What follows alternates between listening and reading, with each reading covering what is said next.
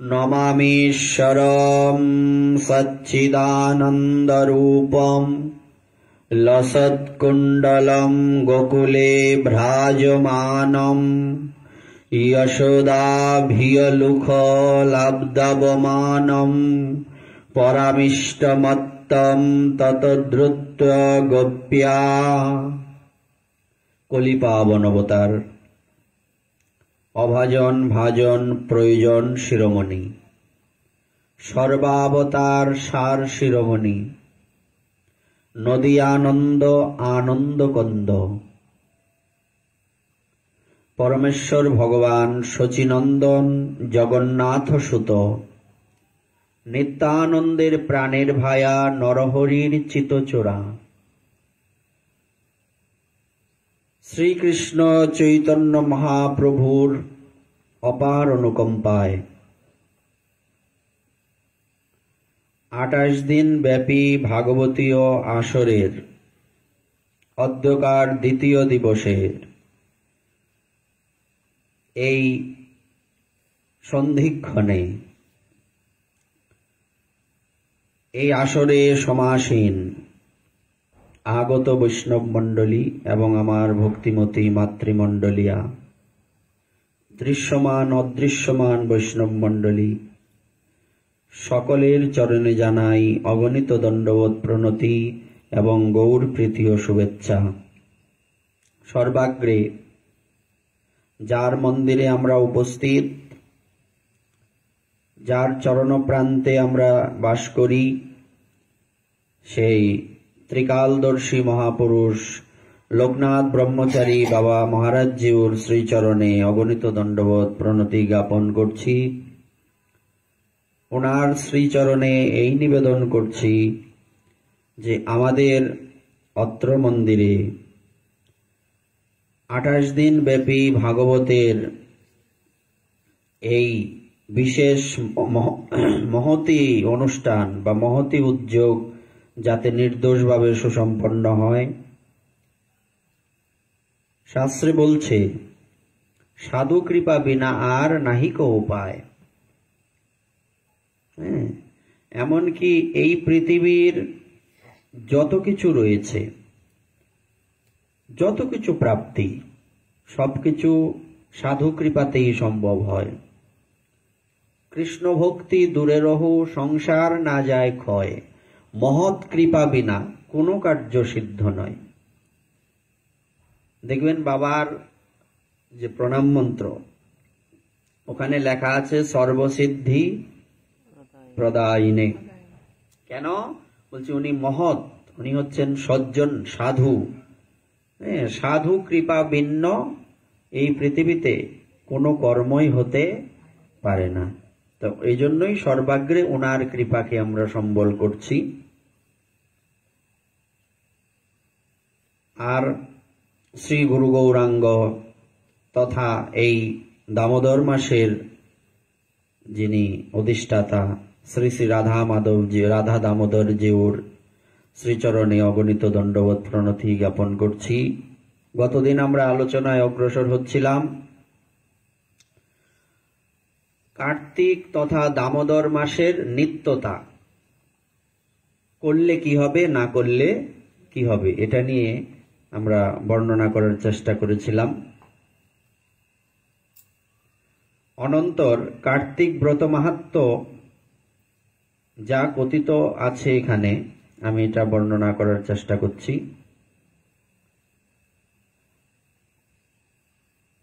অক্রূর তীর্থে বিপ্রেন্দ্র কার্তিক্যাম সমুপস্য স্নাত্বা যৎ ফলমাপ্নোতি তৎশ্রুত্বা বৈষ্ণবম ব্রতম। স্কন্দ পুরাণে ব্রহ্ম নারদ সংবাদে লিখিত আছে, হে দেবর্ষে, যত প্রকার ব্রত আছে তৎসমস্তের ফল এক জন্ম মাত্র অনুগমন করে, কিন্তু কার্তিক মাসকৃত ব্রতফল শতজন্ম যাবৎ অনুগামী হয়।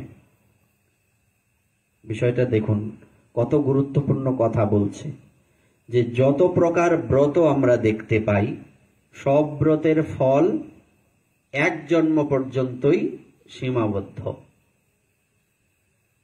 কিন্তু কার্তিক ব্রতের ফল কত জন্ম এখানে বলা আছে? 100 জন্ম পর্যন্ত অনুগামী হয়। 100 জন্ম পরে হলেও ধরুন এমন একটা পরিস্থিতির উদয় হয়েছে, আপনি কার্তিক ব্রতের ফল পাননি, এটা তোলা রাখা আছে ভগবানের কাছে, এটা আপনি 100 জন্ম পরে হলেও এই ফলটা আপনার থাকবে, পাবেন। কেন? এটা হচ্ছে কৃষ্ণ ভক্তির অনুশীলন। ভগবত গীতায় ভগবান শ্রীকৃষ্ণচন্দ্র অর্জুনকে কি বললেন? নেহাবিক্রমণা সহস্তি প্রত্যবায় ন বিদ্যতে স্বল্পমপিয়স্য ধর্মস্য ত্রায়তে মহত ভয়াৎ। যে কি কৃষ্ণ ভক্তির অনুশীলন কখনো ব্যর্থ হয় না। কৃষ্ণ ভক্তির অনুশীলন এটা যতটুকুই করা হোক না কেন, যে অনুষ্ঠান করে সেই অনুষ্ঠান তাকে মহাভয় থেকে উদ্ধার করে বা মুক্ত করে। মহাভয় কি? মহাভয় কি আসলে বোঝাচ্ছেন এখানে ভগবান? মহাভয় বলতে বোঝানো হয়েছে সবচেয়ে বড় ভয় কি? আমাদের সবচেয়ে বড় ভয় মৃত্যুর ভয়, সবচেয়ে বড় ভয়। আর আরেকটা রয়েছে, মৃত্যু হলে তো একবার আপনার আমার ভয় চলে যাওয়ার কথা, কিন্তু মৃত্যু যে বারবার হয়, অর্থাৎ সবচেয়ে বড় ভয় হচ্ছে, সবচেয়ে বড় যন্ত্রণা হচ্ছে ভব যন্ত্রণা। আপনি পৃথিবীতে আসলে না মরবেন। মৃত্যু ভয় বড় বটে, কিন্তু মৃত্যু ভয়ের থেকে আরো বড় কোনটা? আপনি এই পৃথিবীতে আসলে মরবেন, না আসলে তো মরবেন না। তো সবচেয়ে বড় যন্ত্রণা বা সবচেয়ে বড় ভয় হচ্ছে এই পৃথিবীতে আসা। এই পৃথিবীতে যাতে আমাদের আসতে না হয় এই রকম পরিস্থিতি তৈরি করতে হবে। কালকে আমরা এটা বিস্তারিত বলেছি। আমাদের টার্গেট কি থাকবে? এমন কর্ম করতে হবে যাতে এই মৃত্যু লোকে আসতে না হয়। এই পৃথিবীর একটা নাম হচ্ছে মৃত্যু লোক, বলে না মর্তলোক। মর্ত শব্দটা মৃত্যুর থেকে এসছে, মৃত্যু লোক বলে। ভূলোক, মৃত্যুলোক, মর্তলোক এই শব্দ উচ্চারণ করা হয় পৃথিবীর নামে। এখানে আসলে মৃত্যু অনিবার্য, আর মরলে জন্ম অনিবার্য। তাহলে আমাদের সবচেয়ে বড় ভয় হচ্ছে এই আসা যাওয়া। একটা পদের মধ্যে বর্ণিত আছে, কীর্তনের মধ্যে বলা হয়েছে, আমি যদি তোমার ভজন করতাম তাহলে আমার জন্ম মরণ বারণ হয়ে যেত। জন্ম মরণ, যার চরণে শরণ নিলে জন্ম মরণ হয় রে বারণ। এটা কীর্তনের পদে আছে। কার চরণে শরণ নিলে জন্ম মরণ বারণ হয়? ভগবানের চরণে। আর ভগবান আমাদের মধ্যে সাধুরূপে, গুরুরূপে রয়েছেন।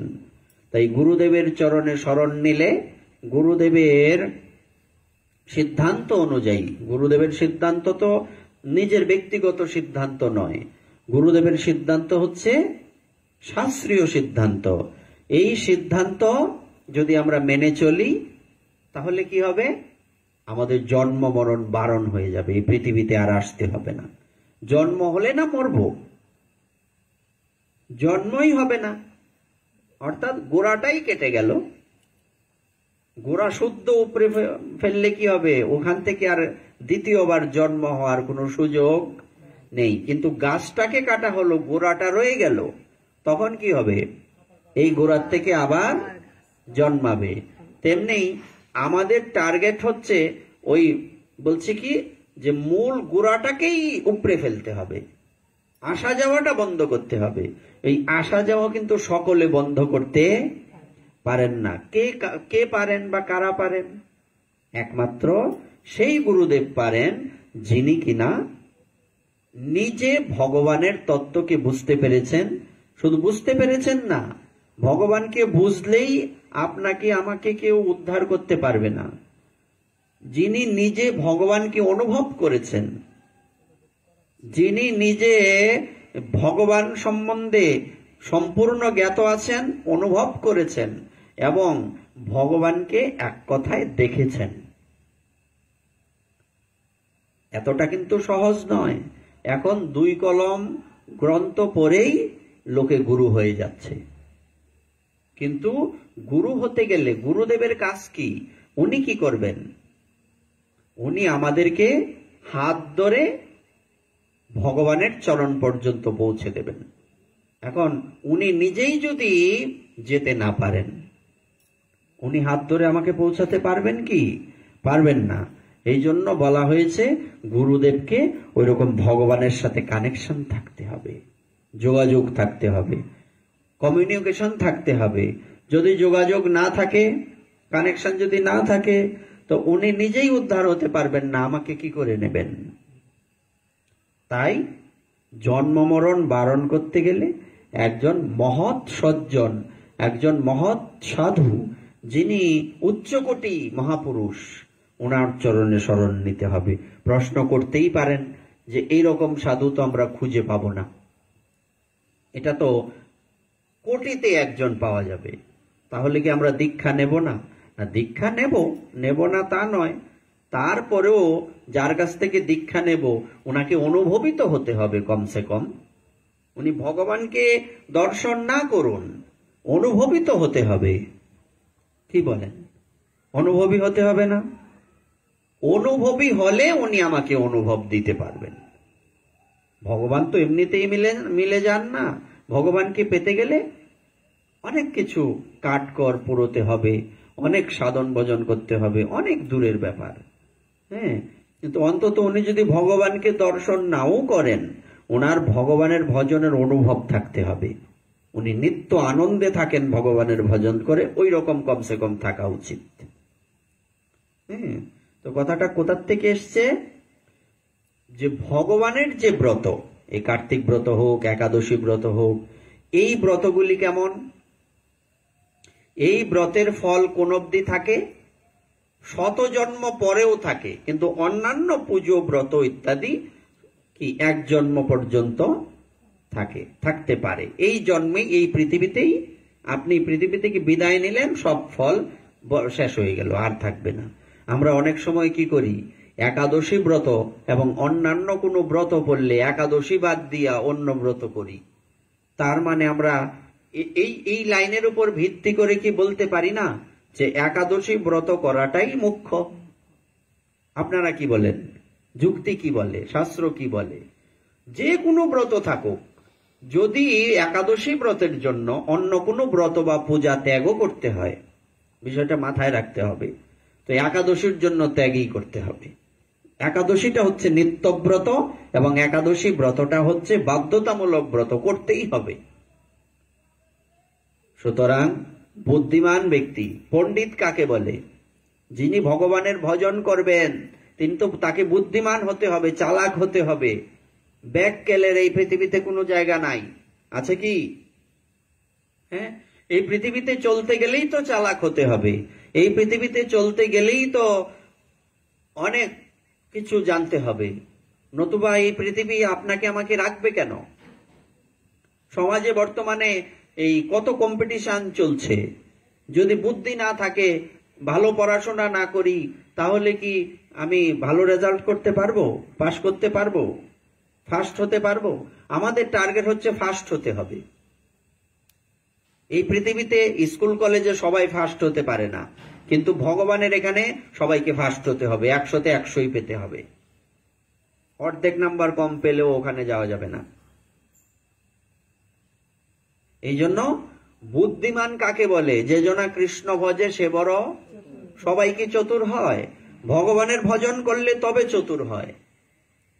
তো চতুর ব্যক্তি তো বুঝতে পারবেন যে আমি কি, যে ব্রতের ফল নষ্ট হয় না, যে ভজনের ফল নষ্ট হয় না, যার ভজনের ফল নষ্ট হয় না, তার ভজন করব, নাকি যে ভজনের ফল এই পৃথিবীতেই শেষ হয়ে যায়, নষ্ট হয়ে যায়, তার ভজন করব, তার পূজা করব? অন্য পূজা করেন, আপত্তি নাই, কিন্তু নিষ্ঠা সহকারে আপনি যদি গোবিন্দের ভজন করেন তাহলে অন্য পূজা করার আপনার সময় নাই, সময় পাবেন না। তার মানে অন্য কাউকে আপনি হেয় করবেন না, ছোট করবেন না। কিন্তু আপনি যখন ভগবানের ভজন করবেন, আপনি যখন ভগবানের চরণে শরণ নেবেন, ভগবানের চরণেই শরণ নেবেন। সকলের চরণে শরণ নিলে আপনার তো হবে না, হবে কি? হবে না। তাই বলা আছে একমাত্র গোবিন্দ ভজনের ফল কোনোদিন নষ্ট। এখানে তো শত জন্মের কথা বলা আছে, এটা একটা ন্যূনতম একটা বলা আছে যে একটা ন্যূনতম একটা নিয়ম, একটা সিস্টেম দেওয়া আছে, শত জন্ম। কিন্তু শত জন্ম নয়, আরো যদি কোটি জন্ম থাকে ভগবানের ভজনের ফল কখনো, কেন এটার কোনো নির্দিষ্ট সীমা নেই। কিন্তু আমাদের এখানে আমাদেরকে বোঝানোর জন্য শত জন্ম বলা হয়েছে। হে বিপ্রসত্তম, কার্তিকী পৌর্ণমাসীতে অনাহারী থাকিয়া অক্রূরতীর্থে স্নান করিলে যে ফল লাভ হয়, কার্তিক মাসে বৈষ্ণবব্রত শ্রবণ দ্বারাও তাহা প্রাপ্ত হইতে পারে। পৌর্ণমাসী তিথিতে অনাহারী থেকে অক্রূর তীর্থ রয়েছে, অক্রূর তীর্থে স্নান করলে যে ফল লাভ হয়, কার্তিক মাসে বৈষ্ণবব্রত শ্রবণ দ্বারাও তাহা প্রাপ্ত হইতে পারে। বৈষ্ণবব্রত বলতে একাদশী ব্রত আদি, ভাই দামোদর ব্রত যে চলছে কার্তিক মাসে, এই ব্রত বলছে, এই ব্রতের কথা শ্রবণ করলেই আপনি পূর্ণমাসী তিথিতে ওই তিথির অপেক্ষা করবেন কখন তিথি আসবে। ওই তিথি আসলে সারাদিন অনাহারী থাকবেন। ওই তিথি আসলে আপনি অক্রূর তীর্থে কখন সেই পাসপোর্ট ভিসা করে গিয়ে স্নান করবেন, তারপরে ফল প্রাপ্তি হবে। আর এই যে এখানে বলছে দামোদর ব্রতের মাহাত্ম্য বা একাদশী ব্রতের মাহাত্ম্য শ্রবণ করা মাত্রই সেই ফল পাওয়া যায়। শুধু কি তাই, আরো সহজ। কিরকম? আপনি মনে মনে ভেবেছেন আমি ব্রত করব, মন থেকে আপনি সিদ্ধান্ত নিয়েছেন, সংকল্প করেছেন, এখনো করেননি, আপনার কিন্তু সেই ব্রতের ফল হয়ে যাবে। তার মানে বিষয়টা এমন নয় যে আমি বলবো যে একাদশী ব্রত আমি নির্জলা একাদশী ব্রত করব, সিদ্ধান্ত নিয়েছি কিন্তু করলাম না, তাহলে কিন্তু বিষয়টা অন্যরকম দাঁড়াচ্ছে। চালাকি করার সুযোগ নেই, কিন্তু ব্রত করব আগে বুঝতে হবে। ব্রত করব সিদ্ধান্ত করেছি, সংকল্প করেছি, মানে ব্রতের ফল হয়ে গেছে। কিন্তু ব্রত করলে করব, করার পরেই হবে, যদি না করি তাইলে হবে না। চালাকি করার সুযোগ নেই, করতে হবে। তার মানে ডবল কৃপা হয়ে যাবে এই কলিযুগে। আগের পূর্ব যুগে কি সিস্টেম ছিল? আপনি পূর্ণ করলে সেটা 100% কমপ্লিট হবে, তারপরে গিয়ে আপনার সেটা ফল প্রাপ্তি হবে। বিষয়টা বোঝা গেল? ধরুন আপনি একাদশী ব্রত, সেটা আপনি 100% কমপ্লিট করেছেন, এটা আগের যুগের কথা বলছি, সত্য ত্রেতা দাপর। তারপরে গিয়ে বা আপনি একটা পুজো করবেন, সিদ্ধান্ত করেছেন, ফল কিন্তু হবে না। পুজো করেছেন তাও ফল হবে না, যদি ভুল হয় বাদ, এমনকি একুরেট না হলেও বাদ। কিন্তু এই কলিযুগের স্পেশালিটি হচ্ছে, এই কলিযুগের বিশেষত্ব হচ্ছে, আপনি ব্রতটা করবেন ভেবেছেন মানেই ব্রতের ফল হয়ে গেল। তাহলে আমাদের এই কলিযুগটা কি, আমরা যে এই কলিযুগে জন্মগ্রহণ করেছি, এটা কি আমাদের সৌভাগ্য না? সৌভাগ্য কিনা? কলিযুগে জন্মেছি বলে যে আমাদের দুর্ভাগ্যই রয়েছে, সৌভাগ্য নেই, এমনটা কিন্তু নয়। এই প্রশ্নটা কে করেছিলেন? আমরা ভাগবতে পাই দেবর্ষি নারদকে বলেছিলেন ভক্তি দেবী। আচ্ছা, পরীক্ষিত মহারাজ তো জ্ঞানী ব্যক্তি ছিলেন, তো জ্ঞানী ব্যক্তি হয়েও উনি কেন কলিকে ছেড়ে দিলেন? ঘটনাটা আমরা আগেও বলেছি কিনা, কলির সাথে যখন সাক্ষাৎ হলো পরীক্ষিত মহারাজের, তুমি আমার এরিয়ার মধ্যে কি করো? পরে উনি জায়গা দিলেন না, সামনে যদি কোনো সুযোগ হয় বিস্তারিত বলার চেষ্টা করব। তো সেই ভক্তিদেবী প্রশ্ন করলেন দেবর্ষি নারদকে, হে দেবর্ষি, আপনি একটা কথা বলুন, যেখানে পরীক্ষিত মহারাজ জানতেন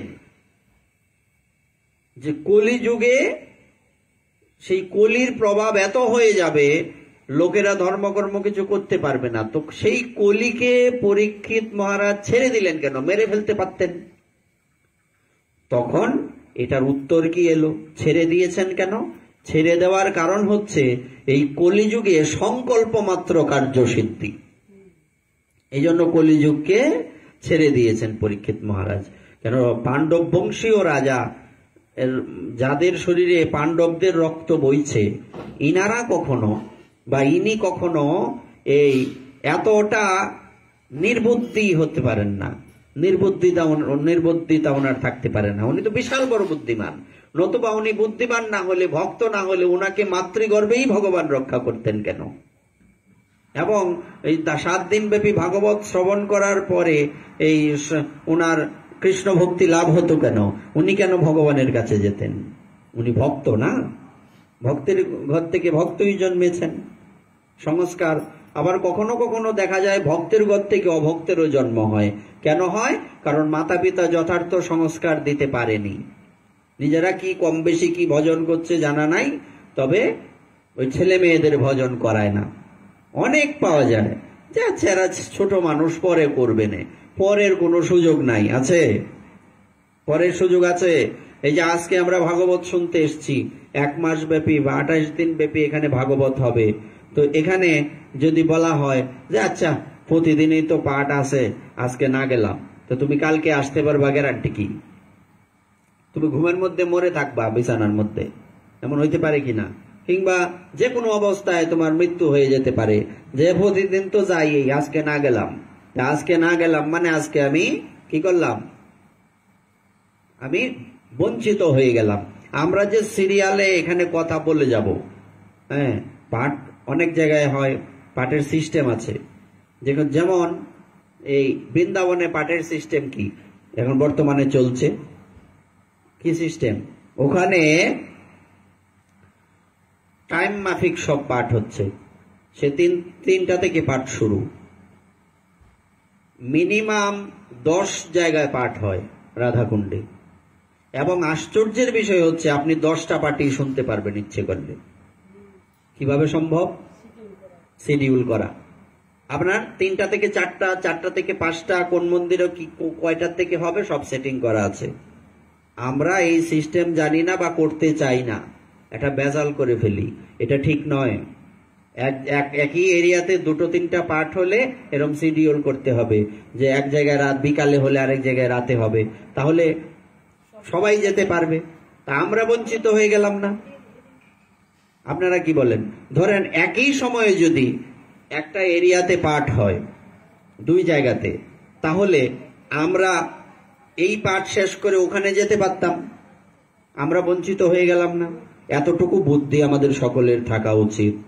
তো আমাদের এই শিডিউলটা সব জায়গায় মেনটেন করা উচিত, তা আমরাও যেতে পারবো। কি এরকম সৌভাগ্য থেকে আমরা বঞ্চিত হয়ে গেলাম? এইরকম নির্বুদ্ধিতা করা উচিত নয়। এই জন্য বলছি। আর সিরিয়ালটা কি? আজকে এখানে যে প্রসঙ্গ নিয়ে কথা হচ্ছে, এই প্রসঙ্গ নিয়ে আমরা সিরিয়ালে যেতে থাকবো।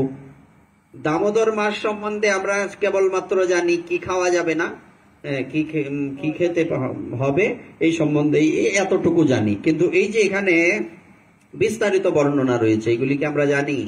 আমরা এইবার নতুন শিখবো এই বিষয়গুলি।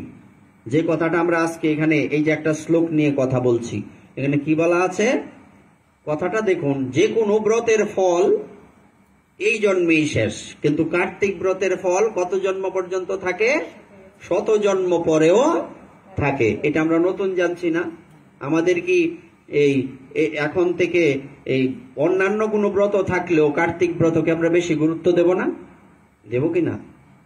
হ্যাঁ, আচ্ছা। আর আমরা অনেক সময় দামোদর মাস কবে থেকে শুরু এটা নিয়ে কনফিউশনে থাকি। নিজেদের সুবিধা অনুযায়ী ব্রত করলে হবে না। দামোদর ব্রত মানে একাদশীর থেকে একাদশী, পাশাঙ্কুশা একাদশীর থেকে শুরু, উত্তান একাদশীতে বিশ্রাম।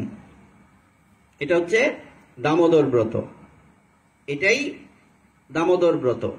হ্যাঁ, কিন্তু অনেকে কার্তিক মাস করে থাকেন, কিন্তু শুধু কার্তিক মাস করলে আপনি তো দামোদর ব্রত এইবার কয়দিন পাবেন? অর্ধেক দিন পাবেন, অর্ধেক বেলা। তো সংকল্পটা আমাদের হবে কবে থেকে? দামোদর ব্রতের একাদশী থেকে। বলছে প্রমাণ কি? যেমন আমরা যে কথাটা বললাম, রাধাকুণ্ডে এই 1 মাস ব্যাপী পাঠ, এই দামোদর ব্রত শুরু কবে থেকে হয়েছে? গতকালকের থেকে। ওইটা হচ্ছে হেডকোয়ার্টার। দামোদর যে জায়গায় জন্মগ্রহণ করছে, আবির্ভূত হয়েছে, দামোদর কে? কৃষ্ণ না? কৃষ্ণের আরেক নাম তো দামোদর। ওনার জন্মস্থানে যে দিন হয়, ওই দিন থেকেই তো ব্রতটা একদম একুরেট হবে। আমরা কি সবাই শাস্ত্র পড়ি? আমাদের ঘরে কি এত গ্রন্থ আছে? আমরা শুনি, এক একজনে এক এক কথা বলতেও পারে, কিন্তু আমাদের বুদ্ধি করে চলতে হবে। বুদ্ধিটা কি?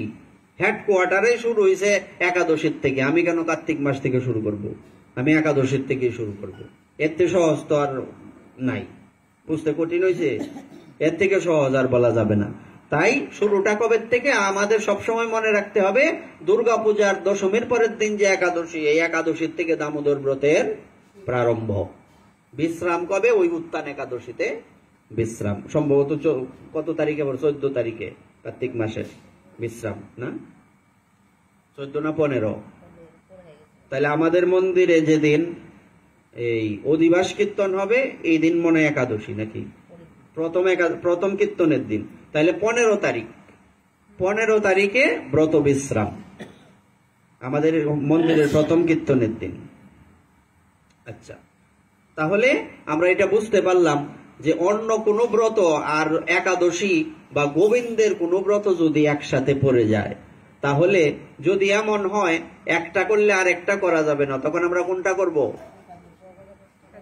একাদশী বা গোবিন্দের ব্রতই করব। কেন? এটাই বুদ্ধিমানের কাজ হবে। আমরা ব্যবসার ক্ষেত্রে লাভ খুঁজি, ভক্তির ক্ষেত্রে খুঁজবো না কেন? খুঁজি না যে এক জায়গায় ইনভেস্ট করলে আমার টাকা 10,000 টাকা কম আসবে, আরেক জায়গায় ইনভেস্ট করলে 10,000 টাকা বেশি আসবে, কোথায় ইনভেস্ট করব?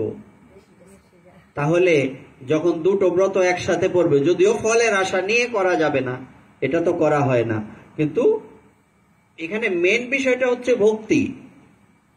আমার যদি গোবিন্দের ব্রত করলে ভক্তি লাভ হয়, কৃষ্ণ ভক্তি লাভ হয়, আমি তো গোবিন্দর ব্রত করব।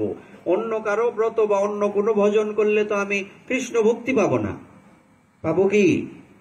সব জায়গার তো একটা লিমিট আছে, যে কিরকম, যে আপনি যদি অমুক দেবতার পূজা করেন এত বছর স্বর্গে থাকবেন, অমুক অমুক ব্রতের ফলে আপনি এত বছর স্বর্গে অমুক লোকে থাকবেন, কিন্তু আপনি যখন গোবিন্দের আরাধনা করবেন তখন জন্ম জন্মান্তর ওনার চরণেই থাকবেন। এটাই তো বুদ্ধিমানের কাজ হবে। আচ্ছা, তারপর কি বলা আছে? কাশীধাম, নৈমিষকানন, পুষ্কর ও অর্বুদ তীর্থে গমন করিলে যে পুণ্য অর্জিত হয়, কার্তিক ব্রত দ্বারা তাহা লাভ করিতে পারে। আপনি কাশীধামে যাবেন, নৈমিষারণ্যে যাবেন, পুষ্কর ও অর্বুদ তীর্থে গমন করবেন, ওখানে যাবেন, পাসপোর্ট করবেন, ভিসা করবেন, টাকা পয়সা অনেক খরচের ব্যাপার আছে, সবাই যেতেও পারে না, কিন্তু কার্তিক ব্রত করলে ওই সব তীর্থে অটোমেটিকই যাওয়ার ফল প্রাপ্ত হওয়া যায়। আচ্ছা, যে ব্যক্তি কোনো কালেই যজ্ঞানুষ্ঠান করে নাই এবং যে ব্যক্তি কখনোই পিতৃগণের উদ্দেশ্যে পিণ্ড দান করে নাই, কার্তিক ব্রত করিলে সে ব্যক্তিও হরির পরম পদে গতি লাভ করে। বিষয়টা দেখুন। প্রত্যহ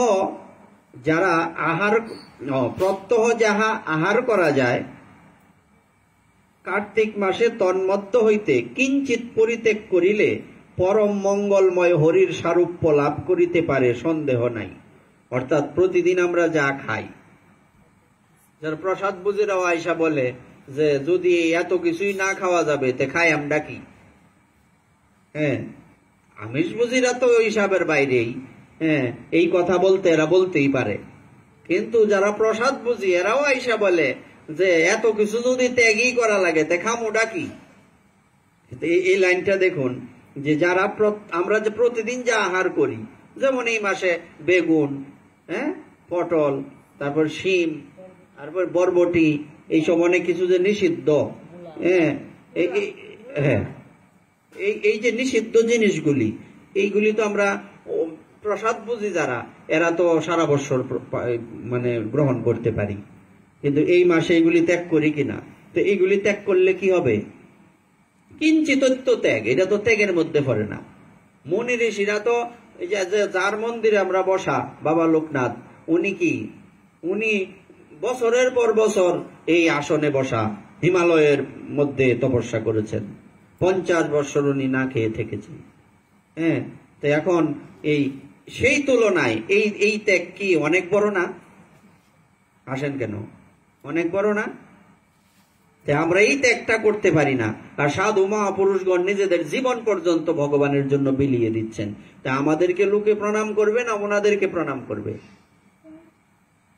কি আমরা তো নদু সদুর দলে পড়ছি, আমরা তো ভগবানের ভক্তের দলে পড়ি না। এজন্য তো আমাদেরকে লোকে জিজ্ঞাসাও করে না।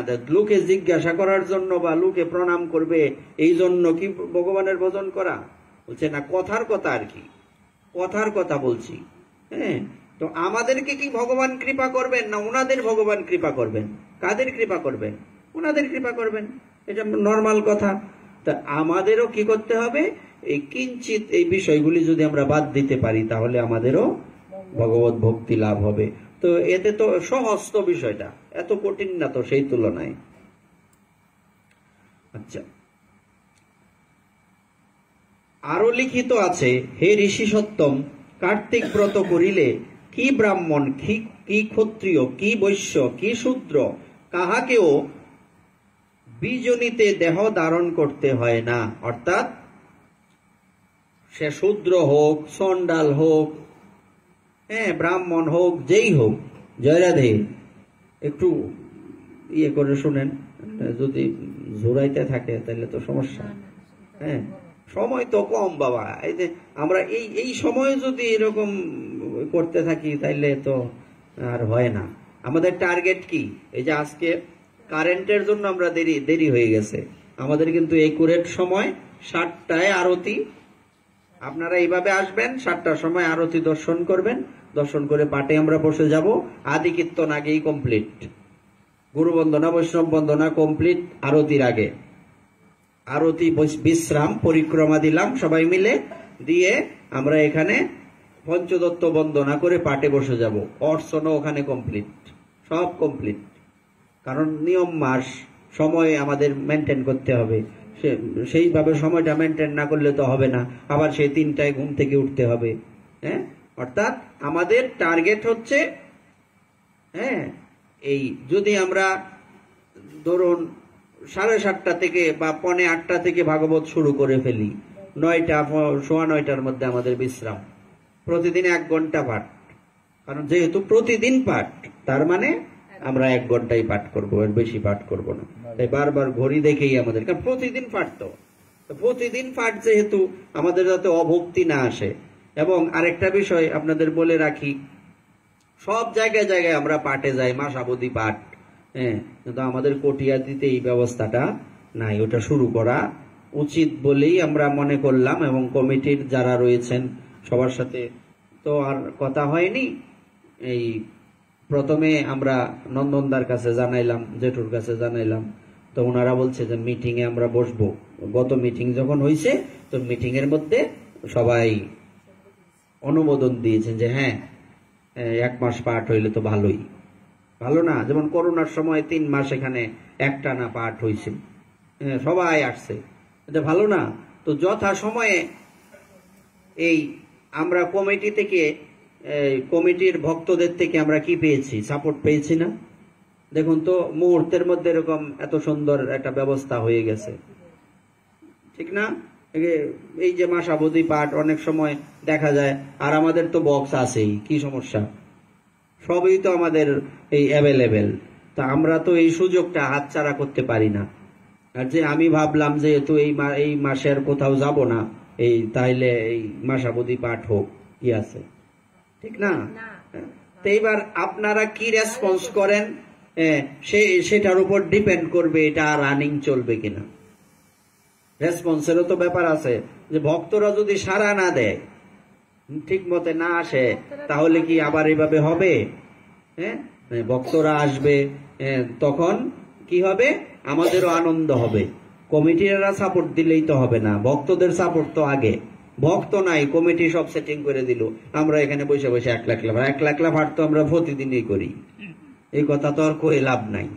হ্যাঁ, এই জন্য আপনারা রেসপন্স করবেন এবং এই বিষয়টা আপনারা কি করবেন, এই সবাইকে জানাবেন, প্রচার করবেন যাতে আসে। আর যেহেতু আরেকটা মন্দিরেও পাঠ আছে, আমরা ওনাদেরকে অনুরোধ করব ওনারা যাতে ওইটা আরেকটু আগে দেন, তাইলে আমরাও একটু শ্রবণ করতে পারলাম গিয়া। কখনো কখনো আমাদেরও তো ইচ্ছে হয় যে আমরা একটু শ্রবণ করি, এই ভাগ্য কি আর সকলের আছে না? আমার সাথে এরকম কথা হয়েছে, তো আমি ওনাদেরকে অনুরোধ করব যাতে ওনাদের পাঠটা বিকালে হয়, তাইলে আমরা ওখানেও যাইতে পারলাম, এই এখানে পাঠ হইল। ঠিক আছে নি কথাটা? আচ্ছা,